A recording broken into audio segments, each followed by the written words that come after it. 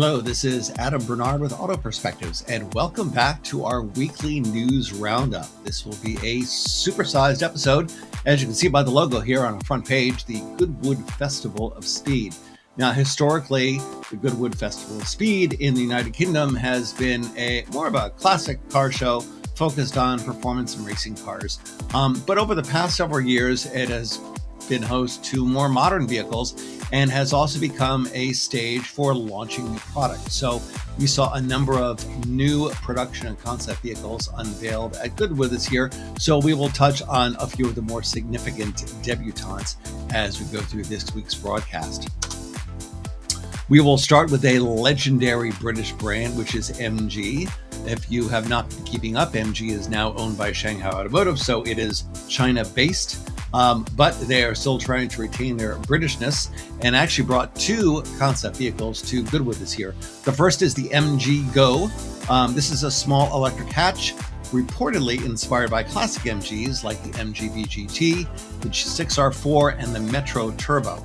Now, this is intended to preview a production vehicle, which would be badged the MG2, and that would be launching next year, where it would compete with new vehicles like VW ID Polo GTI, the Mini Cooper Electric, and the recently launched Renault 5. It is intended to be fashionable and not cheap, so something you might not expect from a Chinese brand, which traditionally the Chinese have been a little more value-oriented, or at least that's the popular perception.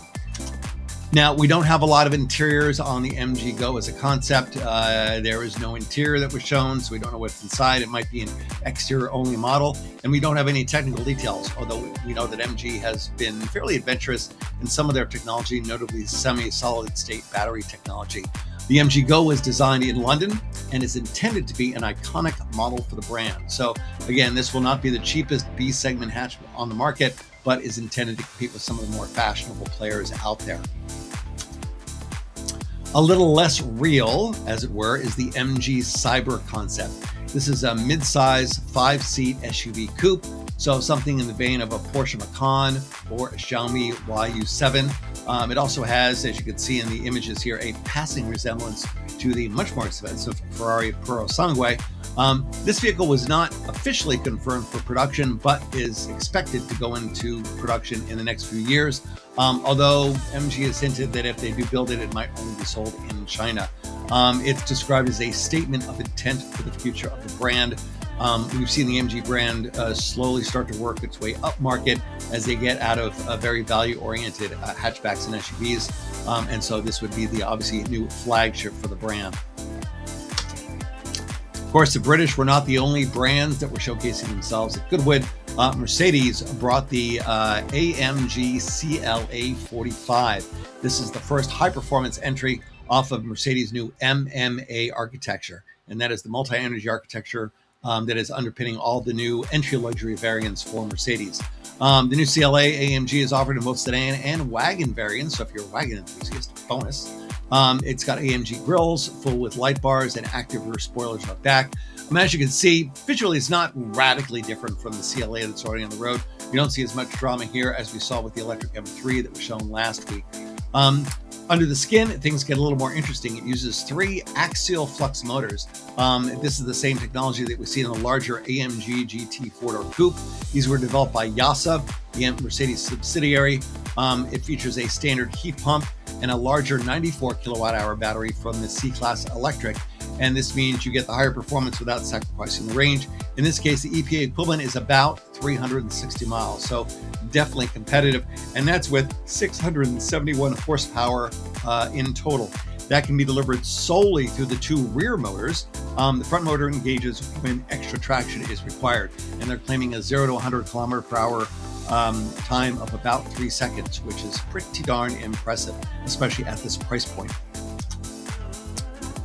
Inside, we get upgraded graphics. We get a 4-passenger layout instead of a rear bench seat, an AMG steering wheel, and other bits of unique trim and graphics in and around the cabin.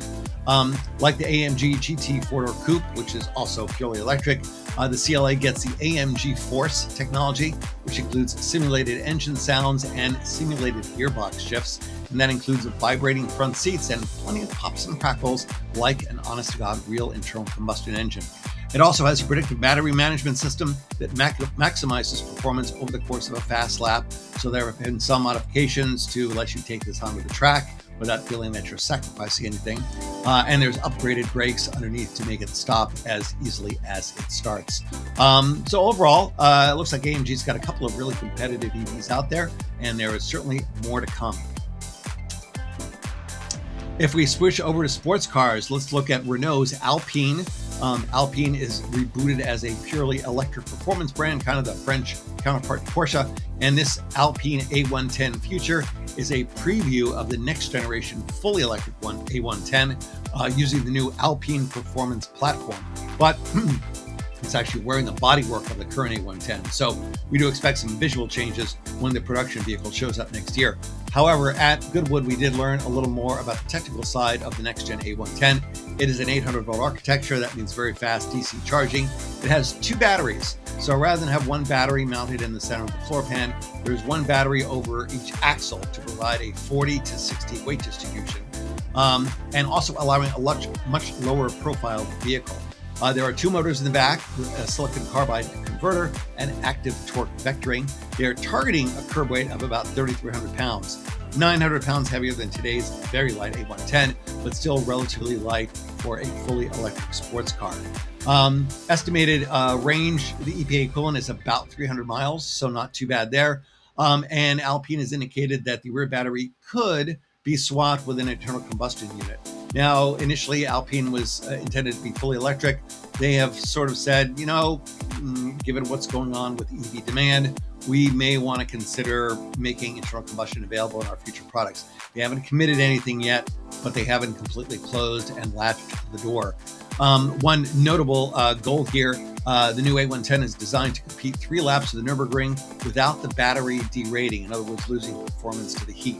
So like Mercedes making upgrades to the CLA to make it track capable as an EV, Alpine is going down a similar path. Now, if you want to go with something totally, completely crazy, this is probably the most unusual startup that you never heard of. This is the McMurtry Speirling. It actually made its Goodwood debut 4 years ago, but the vehicle has actually changed 95% of its parts since then. So we're pretty much down the road of an almost all-new vehicle. This is a 1,000 horsepower, $1.6 million single-seat track toy. Compared to the vehicle that was shown 4 years ago, it is now larger, roomier, more comfortable, and easier to steer. Essentially designed to be both more durable and easier to live with. The unique selling point is an undercar fan that generates 4,400 pounds of ground force and allows the car to corner at 3 Gs. That is 3 of Earth's gravity. Even at that price, they have sold 25 of these so far, which takes production to the end of next year. The battery itself is about 100 kilowatt hours of capacity, and it is a proprietary design from McMurtry, engineered entirely at the firm's headquarters in the Cotswolds. And it's been designed so that new cell technologies can be easily integrated. So, in other words, there's some upgradability built in there. There's a new factory that's at Watton-under-Edge in Gloucester that employs around 100 people and is planned to produce cars at the rate of 2 per month. There's a strong social element to McMurtry itself. They've already had a number of events for their owners, including an ice driving day. So again, this is definitely a niche boutique product, especially at that price point, but it does indicate the degree of experimentation going on in the EV space. And finally, we'll finish off with one vehicle that was not at Goodwood. In fact, is not even officially real yet, but we're starting to get a lot more information on the next generation Range Rover Velar, which, by the way, might actually be renamed something else. We'll probably find out between now and the end of the year. This is the first entry off of JLR's new EMA architecture. Now, EMA is going to anchor the low end of the Land Rover portfolio. It was originally intended to be a multi-energy architecture, and then they pivoted to make it EV only, and now, surprise, surprise, they pivoted back to make it multi-energy. So even though the Velar was targeted initially to be an EV, they have said that it will be getting some hybrid technology at some point. Believe it or not, it's been 4 years since JLR brought any kind of significant new model to market. So dealers have been waiting for some fresh product, and there is quite a bit coming over the next couple of years. The new Velar, or whatever it's called, will target the new BMW iX3, the Volvo EX60, and the Mercedes GLC, but with a more aggressive coupe-like profile and a lower, more car-like stance. Arguably the closest that Range Rover has come to doing a, quote, car. And it's not unlike the abandoned Road Rover concept that was discussed a few years back. Like the Polestar 4 and the upcoming Jaguar Type 01, there are rumors that they may abandon the rear window, which will allow them to get a more spacious rear seat and keep that coupe-like profile. The EMA platform is expected to use an 800-volt electrical architecture and a UK-built battery with cell-to-pack design, and that's intended to cut both cost and mass. Powering the new vehicle will be in-house developed permanently excited synchronous motors and a silicon carbide inverter.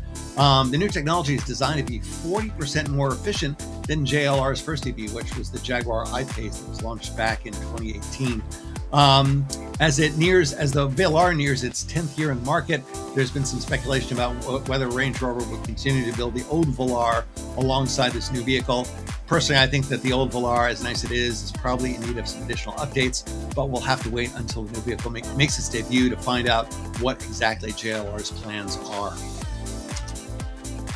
And that about wraps things up for this week in Auto Perspectives. If you like what you saw and heard, please subscribe and share.